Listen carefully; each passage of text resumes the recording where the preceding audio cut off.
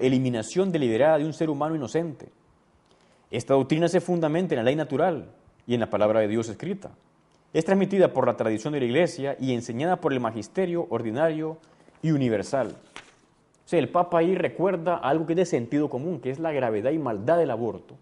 En el mundo sabemos que hay gente que está empeñada en difundir el aborto, la cultura de la muerte, o más que cultura, la anticultura. De hecho, en un país bastante grande, el promedio de abortos es 2 al minuto. Es tremendo, a cuánta gente inocente se elimina. El Papa decía también en ese documento, ninguna circunstancia, ninguna finalidad, ninguna ley del mundo podrá jamás hacer lícito un acto que es intrínsecamente ilícito, por ser contrario a la ley de Dios, escrita en el corazón de cada hombre, reconocible por la misma razón y proclamada por la Iglesia. O sea, que el aborto sea algo malo no es tanto de fe, sino de recta razón. Y el Papa, con la autoridad que Dios le dio, nos recuerda para que no olvidemos eso. Luego él también hablaba mucho de la cultura del amor. Es importante que nosotros aprendamos a amar. De hecho, ese fue el mandamiento que el Señor nos dejó. Amaos como yo os he amado. El Papa, más o menos al inicio de su pontificado, en los primeros años, escribió una encíclica llamada Dives in Misericordia, que significa rico en misericordia. Dios que es rico en misericordia, como dice la Escritura. De ahí nos invitaba el Papa que nosotros sepamos amar a las personas, a disculpar, a pedir perdón, a no guardar rencor. El rencor nos hace daño a nosotros mismos. Es importante que uno aprenda a amar como Dios, amar al prójimo, al necesitado. ¿Cuánta gente pobre hay en el mundo? Quizá muchos en África, en Asia, en América Latina.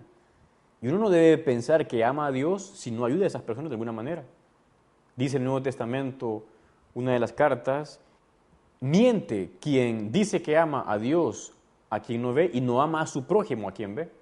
Porque es verdad, parte de esa cultura del amor es ayudar a los necesitados.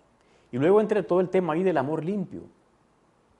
En estos últimos años se ha ido como difundiendo una cultura inmoral en el matrimonio, en el noviazgo.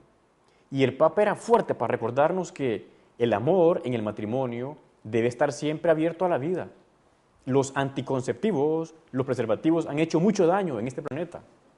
Han generado un bajón de la moralidad, han pervertido las costumbres, han facilitado la perversión en el matrimonio y fuera del matrimonio. Qué pena, hay gente que está como obsesionada en difundir toda esa cultura anticonceptiva, antivida, que en el fondo no responde a lo que Dios quiere de nosotros. Por eso el Papa invitaba a los jóvenes a que fueran limpios en el noviazgo, a que fueran castos. Me quería referir cuando el Papa estuvo en Costa Rica, le dijo lo siguiente a los jóvenes. Unas frases, dijo así el Papa: mis queridos amigos, sé por mi experiencia como profesor universitario que os gustan las síntesis concretas. Es muy sencilla la síntesis, programa de lo que os he dicho. Se encierra en un no y en un sí. Y entonces, ayer el Papa comenzó, así como a resumen, a decir lo siguiente: no al egoísmo, no a la injusticia, no al placer sin reglas morales. Efectivamente, porque el placer que aparece en la sexualidad, en el matrimonio y, digamos, en el noviazgo, debe estar regido por reglas morales. En el noviazgo, abstinencia total. Si tú eres joven, aspira a un amor limpio. Si no estás casado aún, aspira a ese amor limpio en el noviazgo. Y si está uno casado, también, por supuesto. Bueno, esto daría para otro tema. Ya hemos dedicado programas a toda esta situación. Y luego el Papa, en ese discurso en el año 83 en Costa Rica, después del no, decía: sí a Dios, a Jesucristo, a la Iglesia, sí a la fe y al compromiso que ella encierra, sí al esfuerzo por elevar el hombre y llevarlo hasta Dios, sí a la justicia, al amor, a la paz, sí a vuestro deber de construir una sociedad mejor. Realmente Juan Pablo II habló mucho con los jóvenes, se dirigió a ellos porque son la esperanza del mundo.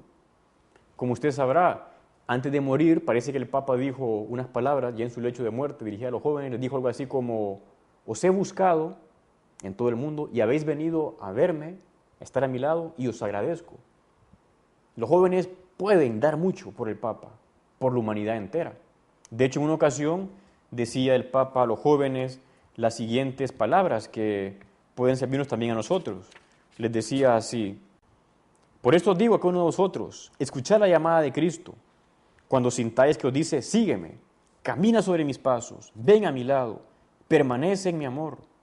Te pide que optes por Él, la opción por Cristo y su modelo de vida. Y luego decía un poco más adelante también a los jóvenes, hablando de cómo la sociedad intenta como desvirtuarlos o equivocarlos en el camino.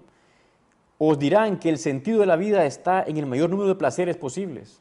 Intentarán convenceros de que este mundo es el único que existe y que vosotros debéis atrapar todo lo que podáis para vosotros mismos ahora.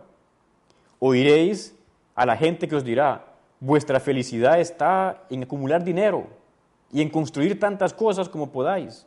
Y cuando os sintáis infelices, acudid a la evasión del alcohol o de la droga. Entonces el Papa, ante ese mundo que a veces algunos presentan a los jóvenes, decía, nada de esto es verdadero y nada de esto proporciona auténtica felicidad a vuestras vidas. Jóvenes, no deben caer en esa trampa. La felicidad está en ser santo, como Cristo. De hecho, el Papa decía en el año 2099 a los jóvenes, les decía, jóvenes, no tengáis miedo de ser los santos del nuevo milenio. Y es como la gran invitación que el Papa nos hace a todos desde el cielo ahora, a ser los nuevos santos de este nuevo milenio. De hecho, decía alguien, ahora que el Papa murió, ¿qué vamos a hacer? Decía, ser santos, como Juan Pablo II, porque él fue un santo entre nosotros y nos dejó ejemplo de santidad. Dice a los jóvenes, Cristo os llama, pero Él os llama de verdad. Su llamada es exigente porque os invita a dejaros pescar completamente por Él, de modo que veréis toda vuestra vida bajo una luz nueva. Vale la pena que uno se deje pescar por ese Cristo que es Dios para que nuestra vida cambie. Y luego decía, ánimo jóvenes, Cristo os llama y el mundo os espera. Recordad que el reino de Dios necesita vuestra entrega total y generosa. O sea que ojalá mucha gente joven o no tan joven, con la marcha de Juan Pablo II al cielo, decida entregar su vida a Dios en el sacerdocio, en la vida consagrada, ser santos en medio del mundo, solteros, con el celibato apostólico o también en el matrimonio. Luego el Papa tenía como cosas o muchas enseñanzas, como decía antes, no da tiempo en este programa. La Santa Misa era para él el centro de su vida. Decía que en toda su vida jamás dejó de celebrarla, siendo ya sacerdote, a menos por alguna razón que era externa a él, una enfermedad o algo así como muy grave, pero siempre vivió de la misa, era el centro de su vida, decía el Papa. También invitó a los jóvenes a la confesión, es la auténtica liberación. Los jóvenes, todos queremos ser libres, pero libres del pecado, que es el verdadero mal. Por eso importa que uno acuda mucho al sacramento de la confesión y que busque sacerdotes para confesarse y ir con esa libertad. Y luego, como decía antes, esa invitación a la santidad que el Papa nos dejó. La santidad es felicidad, es el camino para que uno de verdad viva en plenitud como Él lo vivió.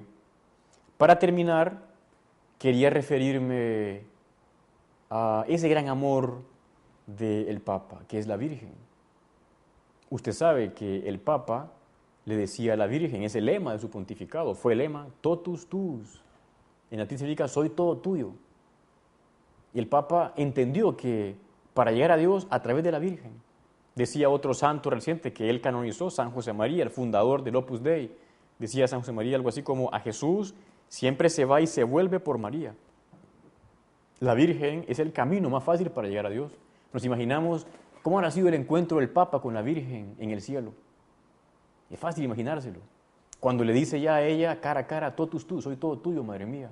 Y la Virgen le llevó o le llevará a contemplar el rostro de Cristo, ese rostro que el Papa tanto anhelaba.